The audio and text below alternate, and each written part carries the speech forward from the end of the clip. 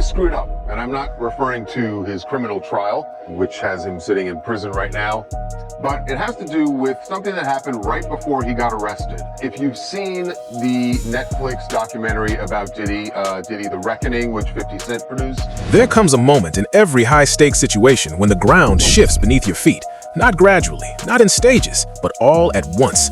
And almost every time, that moment does not come from the outside. It comes from somewhere behind the scenes, where the real decisions are made and the real pressure lives. There's some footage there that had never been seen before. This is a photographer that Diddy hired to follow him around and document his life. That footage ended up going to 50 Cent and his production company, and it's kind of the centerpiece. Yes, was the centerpiece of the documentary. So watch this particular scene, because this is where a lot of people feel Diddy really screwed over someone that he should be very, very As we're losing, but the reality is Mark Agnifilo, the person with whom he was speaking, actually won the case for him. This is a huge betrayal. Look, Agnifilo, there is no way he isn't outraged that Diddy was secretly recording him, and this ends up in this Netflix documentary. Mark Garagos, who is my co-host on Two Angry Men, he's represented Diddy for years, and his daughter is part of the Agnifilo defense team, and he was involved in all of this. So in this past weekend's podcast, I pushed him to find out how Agnifilo really feels here, and Mark kind of skirted it some, but I think you get the sense. Diddy knew that Mark was being recorded, but Diddy didn't tell Mark. Does Mark feel betrayed by Diddy? I've not talked to Mark about it. What do you think? What do you I will think? tell you, I'll just tell you, if it was me, I would be more than a little upset. I was more than a little upset when the client didn't know and I was being recorded. I mean, there was a while there where I was meeting clients under bridges, freeway bridges, because I was PTSD over it. So I think, as a lawyer, it is one of the most inviolate oaths that you take to protect the client confidentiality and the client privilege. So I don't know, I haven't talked to Mark, but if I were Mark, I would be out of my head. Out of my head. It's incredible. Diddy did two things here. Number one, he betrayed Mark Agnifilo, who, to your point, did so much for him. Obviously, without Mark Agnifilo, may very well be spending the rest of his life in prison. The second thing that he did is, by having a third party that's privy to the conversation, the videographer in this case, sitting there, there's no privilege, right? Diddy waived that entire privilege. Now, it didn't end up backfiring because it seems nobody knew about it until the end of trial. What are you going to do at this point? So selfish. Now we should say that, remember, Diddy and his team were very upset when they found out that this footage was part of the documentary, and they tried to shut it down, but you know, the act of taping it is what is so the awful. Act of taping it, right? Without Now, Agnifilo's Diddy would say knowledge. that I didn't authorize that video going out, and the argument they've made is that he's the one who has. Not a public statement, not a flashy headline, just a quiet move that signals something much deeper is happening beneath the surface. And that is exactly what makes this feel different. Because when legal representation shifts unexpectedly, nobody reads it as routine. They read it as a signal that something is not right. And the moment that signal gets out, the entire conversation changes instantly. Legal structure is supposed to be one of the most solid, consistent, strategic parts of any high-profile case. So when that structure suddenly moves, when something that was supposed to be locked in starts shifting without explanation, it raises serious questions, big ones. Because now, it is no longer just about the case itself. It is about what is happening inside the case, what is changing, what is breaking down behind closed doors, what people are simply not being told. And that is exactly where speculation takes root and starts spreading fast. Now, to be clear, most people watching from the outside have no real understanding of how legal teams actually operate. They do not see the internal decisions being made, the strategy shifts, the behind-the-scenes conversations that never make it into any headline. So when something like this actually surfaces and becomes visible to the public, it hits differently, because people know they are only seeing the tip of something much larger. On the phone, this videographer was recording what Mark clearly expected to be an attorney-client privileged relationship. Now, it is true that the client holds that privilege. The lawyer doesn't. But Mark's clear expectation was that this was a private conversation. These were private conversations, and that he and Diddy could talk openly. And Mark could talk to Diddy not just as a client, but as a person, and try to guide him in a time leading up to his arrest. And unbeknownst to Mark Agnifilo, Diddy has got this guy recording the conversation as he's sitting there saying, "You are screwing this up. You are messing up this case. We're losing." And knowing that that's on tape, and it's almost like he's performing for the camera and not telling Mark what's going on. And the really enraging part about it is that Mark Agnifilo won this case for Diddy with legal strategy. It wasn't just an accident that this jury that had heard all of this in the news before the trial voted not guilty on all the serious charges. It was Mark Agnifilo that did that. Yet Diddy secretly records this guy and embarrasses him. And yeah, you could say, well, Diddy never expected that it would end up being broadcast somewhere else. Well, okay, but Diddy was planning on using it, or he wouldn't have had it recorded in the first place. So it's just really, really unfair. And I know that in a way this sounds crazy, that I'm getting so upset about Diddy, and yet there's video of Diddy beating Cassie. Well, that's horrendous, but that doesn't mean you can't look at something else as well. And I just think, as a lawyer, I just think this is just so outrageous that he would do something like this, and not even understanding what Agnifilo's legal theory was. Because I will tell you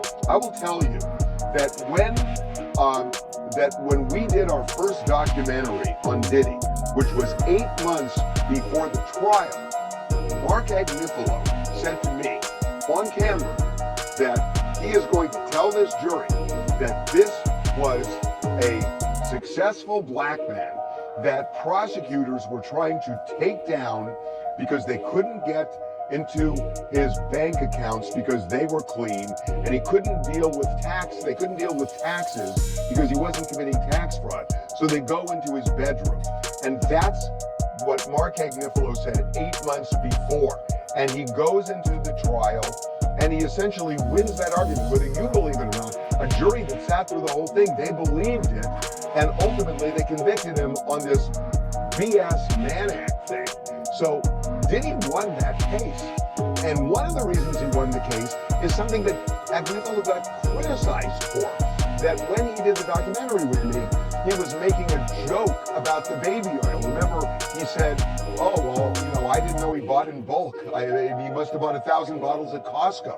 And a lot of people just slammed him for that and said, "How dare you? You're being disrespectful. The baby oil is the smoking gun in this case."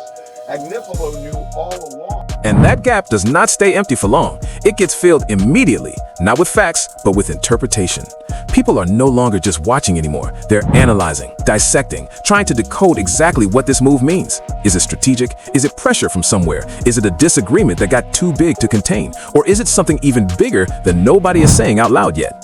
And those questions do not stay small. They expand fast and they pull more people in with every passing hour. Then comes the reaction split, and it happens immediately. One side locks in without a single moment of hesitation. This is serious. Something went wrong. Things are getting worse behind the scenes. No doubt, no pause, just complete conviction in the most intense explanation possible. Then the other side pushes back just as hard, arguing that legal teams change all the time, that not every shift in representation carries dramatic meaning, and that people are reading too much into something that could be entirely routine. And honestly, they are not completely wrong. Without full context, it is genuinely impossible to know what any of this actually means. But here's the problem with that argument. Context does not spread. Also, the jury didn't even ask for one readback of her testimony or anything to do with her testimony, so it made me think they might have already been decided there. I was surprised about Cassie Ventura sex trafficking just because, like you said, the readback of that testimony, and then shortly thereafter, they came back yesterday and said, we have a verdict on that charge. So I thought, they're convinced. And when it came to racketeering, I thought they were still going to be hung because they said they were at an impasse yesterday. It seemed like based on their note, there was no way that would change.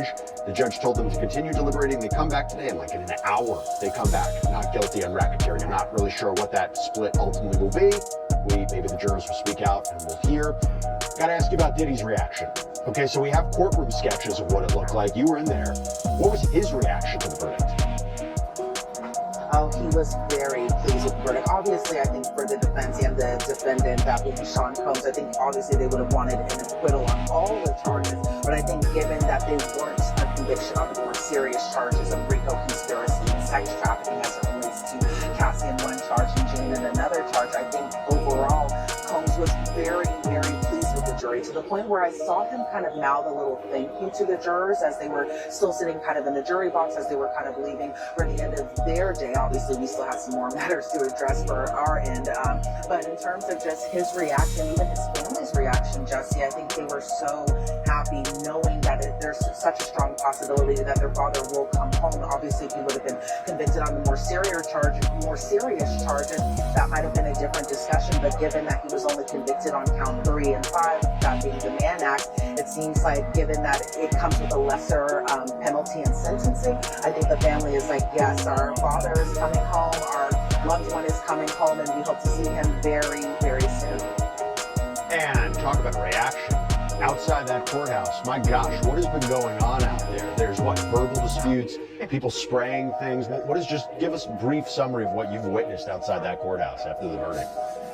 I've witnessed a lot, Jesse. A lot was going on. There was kind of, I will even say, pandemonium after the verdict was read. And outside, a lot of Diddy supporters, a lot of people who were kind of with the Free Diddy, I wouldn't say movement, but I guess, they believed in his innocence. They were very pleased, even thinking that it was a possibility he just walked outside of that courthouse at some point. But it was a lot of commotion. I did see some people getting into some heated debates, especially in relation to Cassie. I saw some people getting very upset because they believed that the government was trying to take a good man down who did a lot for the culture. Those types of conversations were being had from a lot of people in the public.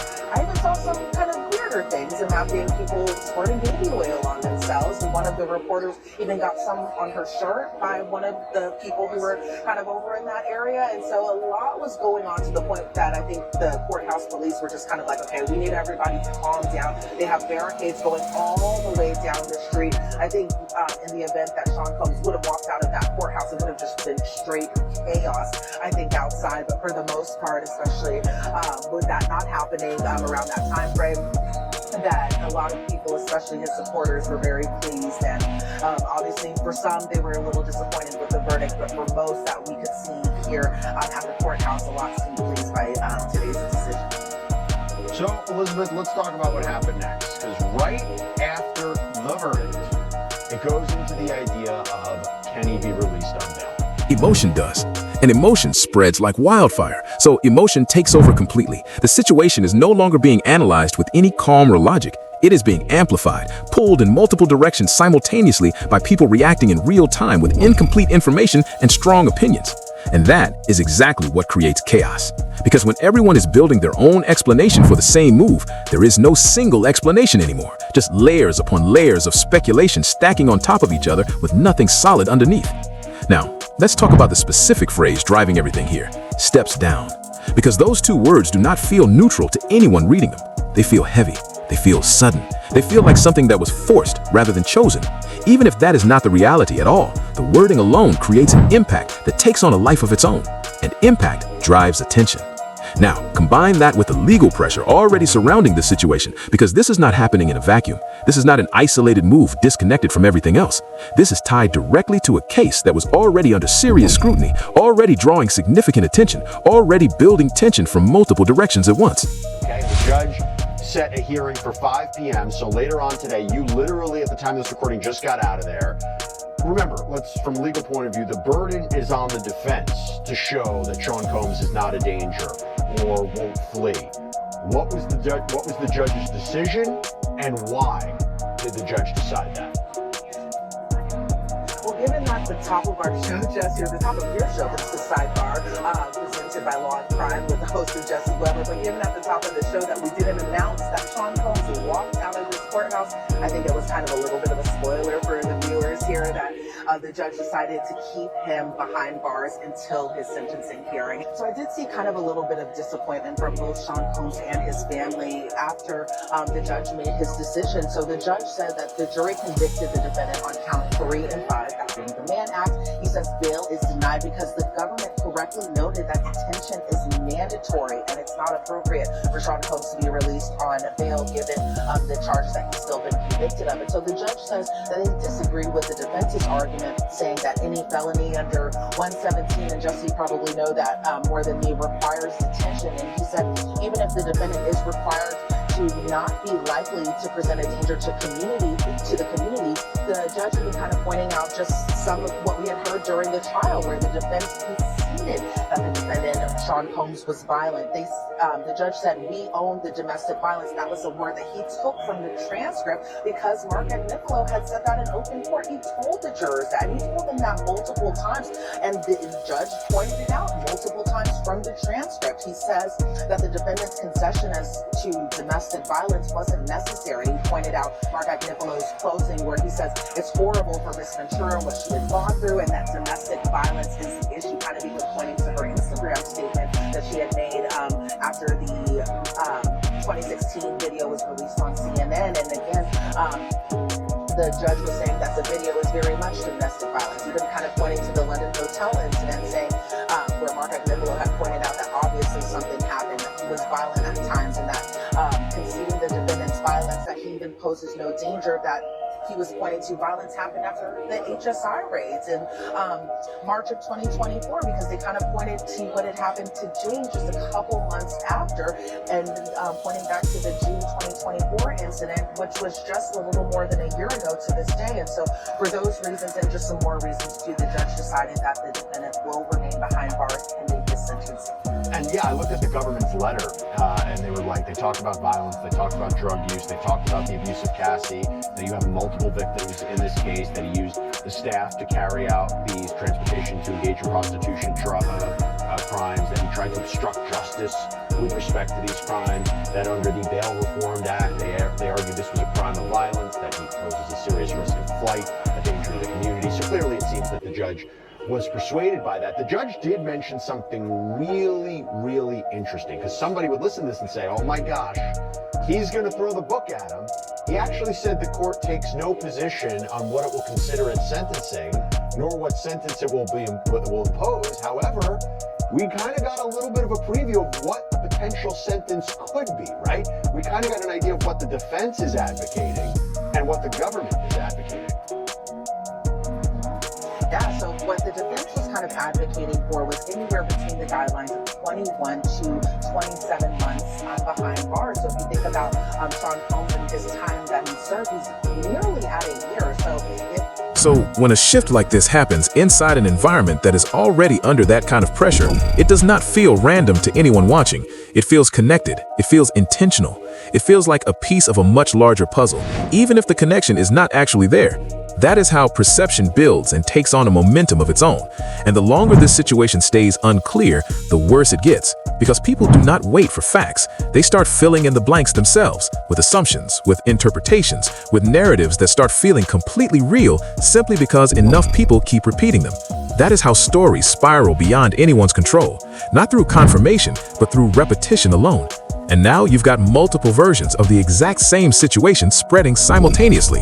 One version says everything is falling apart from the inside. Another says people are blowing it completely out of proportion. Another says there is something much bigger happening behind the scenes that has not come out yet. And all three of those versions are moving at the same time, picking up speed, pulling more people in. That is what makes this genuinely unstable. There is no single clear direction anymore, just multiple competing narratives colliding in real time, with nobody steering any of them.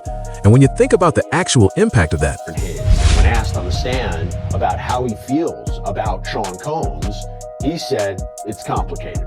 As part of a plea deal, the charge for having the marijuana candy was dropped. Paul entered a drug diversion program, which is often offered to first-time offenders, and he was given immunity in exchange for his testimony. So nothing he said at trial could be used against him as long as it was truthful. During his testimony, Paul had this exchange with the prosecutor, quote, "Mr. Paul, were you ever instructed to obtain drugs for Mr. Combs?" "I was." "Who instructed you to obtain drugs from Mr. Combs? He did himself or other assistants. What types of drugs did you buy from Mr. Combs? Marijuana, 2C, cocaine, ketamine, ecstasy. And when asked to explain what 2C is, he said it's basically just ketamine and some Molly in powder form dyed pink for the aesthetic. Later, the prosecution asked, how did you and other assistants obtain drugs for Mr. Combs? Paul replied, we would text the drug dealer, and then the drug dealer would come to either of the homes. Now, I have to mention this as we're talking about Combs behind bars. There is something that could jeopardize Combs' admission to a drug treatment program. Bad behavior. There's been some back and forth about infractions that Combs has allegedly committed.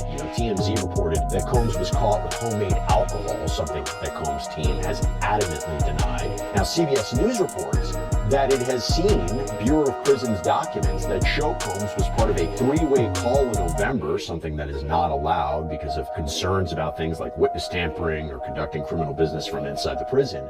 But Combs and his team apparently told prison officials that he was on a call with his attorney, who added one of his heads of communication to give the okay to a statement that they wanted to release. Combs also claims that no one told him about the regulations on the phone calls, and he never got the prison admission and orientation handbook. This is again according to CBS. But the paperwork allegedly contains a recommendation that Combs lose 90 days of phone and commissary privileges. It's unclear if that punishment actually happened. But Combs is keeping busy while he serves his sentence. Let's talk about that. So apparently he's gotten a job as a chaplain's assistant at Fort Dix. This is according to his publicist. A former commissioner told CBS News that it's one of the most wanted jobs in the institution. He gets to currently work in a private office. There's air conditioning. He can eat food that's brought in for religious services. A corrections officer told the outlet that the chapel is one of the only places that inmates can congregate freely, that assistants are allowed to prepare a call-out list, which tells corrections officers who's allowed to leave their cells. Assistants could potentially add their friends to that list. But Combs is also apparently taking care of outside business from behind bars too. Yeah, just before Thanksgiving, his legal team alerted the court that Combs had paid the fines that he owed as part of his conviction and sentence. Quote, on October 16, 2025, this court entered an amended judgment imposing a $200 special assessment and a $500,000 fine to be paid in full, not later than 60 days after the date of sentencing. We respectfully submit this letter to inform the court that Mr. Combs paid the fine and special assessment to the Southern District of New York cashier on November 24th, 2025. We talk about Combs behind bars. We also have to talk about an appeal, because as Combs works to shave off as much of his sentence as he can with good behavior and completion of the intensive drug program, his attorneys are working to not only get him out of prison, but also get his conviction thrown out. October 22nd, Combs' legal team filed a criminal appeal on his behalf with the Court of Appeals for the Second Circuit. They requested an expedited appeal, hoping to get Combs out of prison as soon as possible. They provided the court with a proposed schedule and said the government had no objection, and I'll tell you what, on November 3rd. Not just on the situation itself, but on perception, because perception is what shapes everything that comes next. Once people become convinced that something is wrong behind the scenes, that belief does not just sit there quietly. It sticks, it roots itself in, even if it gets challenged later. Even if new information comes out that changes the entire picture, that initial impression does not disappear. That is the real weight of moments like this. Now, let's talk about momentum, because momentum is what is truly driving everything right now. Momentum built entirely from reaction, from curiosity, from constant discussion that feeds itself and grows bigger with every hour. And momentum like that does not slow down easily, because it does not rely on facts to keep moving. It relies on interest. And right now, interest is high, very, very high. The situation is no longer being controlled by anyone. It is moving entirely on its own, driven by speculation, by interpretation, by the relentless human need to make sense of something that is not fully clear yet. Nobody is steering this narrative anymore. It is running on its own fuel, picking up speed and pulling more attention in with every single development. Circuit Judge Beth Robinson filed this order, quote, appellant moves to expedite the appeal on the following schedule. Appellant's opening brief and appendix due by December 23rd, 2025. The government's brief due by February 20th, 2026. Appellant's reply brief due by March 13th, 2026. And oral argument in April of 2026. It is hereby ordered that the motion is granted. Yeah, so we'll be on the lookout for that one as well. Okay, in the meantime, What do Combs' holidays look like now that he's in federal prison? Well, the multimillionaire won't be able to spend it like he used to, but there are special meals and activities that inmates can participate in.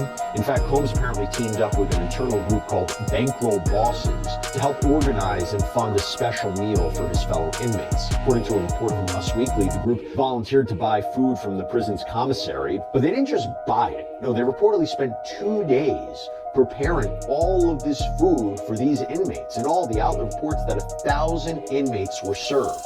Now, Combs gave this quote to Us Weekly through his spokesperson, quote, "Thanksgiving to me is about making sure other people eat. Everybody misses their family. People get depressed during the holidays. We just wanted to come together as a family and do our own thing."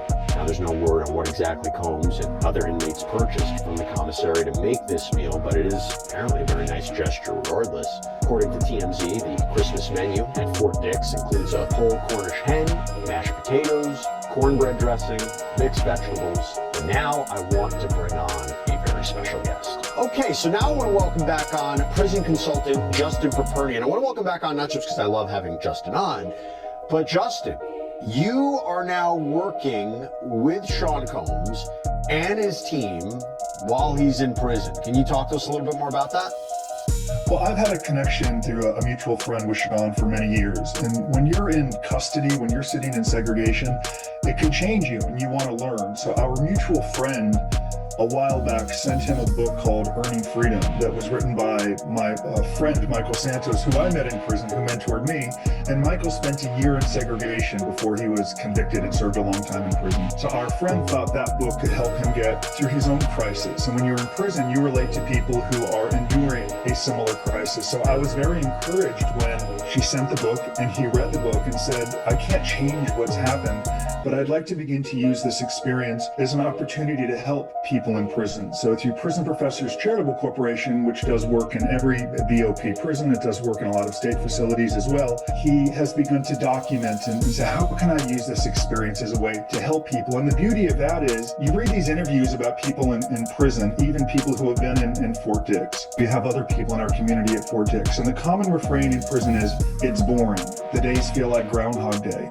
It doesn't have to be, right? It can be incredibly productive, and you can get there by learning from other people and beginning to document the journey. So that's how the relationship began, and it's really an emphasis on using the experience productively, recognizing you can't change what led to this 15-month sentence right now, but he can change how he responds. And when you do that, you bring a lot of meaning to your own prison term. The days don't feel long and boring, and you also begin to help other people. And regardless of how you feel about Sean Combs, you can't deny that he has an ability to inspire and help other people, and he's beginning to do that on the inside. And I think that's wonderful. So I'll always be grateful our friends sent him a copy. Emotion does.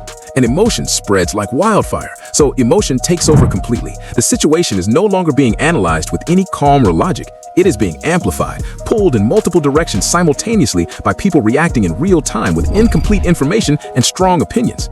And that is exactly what creates chaos. Because when everyone is building their own explanation for the same move, there is no single explanation anymore. Just layers upon layers of speculation stacking on top of each other with nothing solid underneath.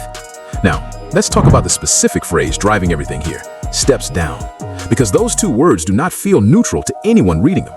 They feel heavy. They feel sudden. They feel like something that was forced rather than chosen. Even if that is not the reality at all, the wording alone creates an impact that takes on a life of its own.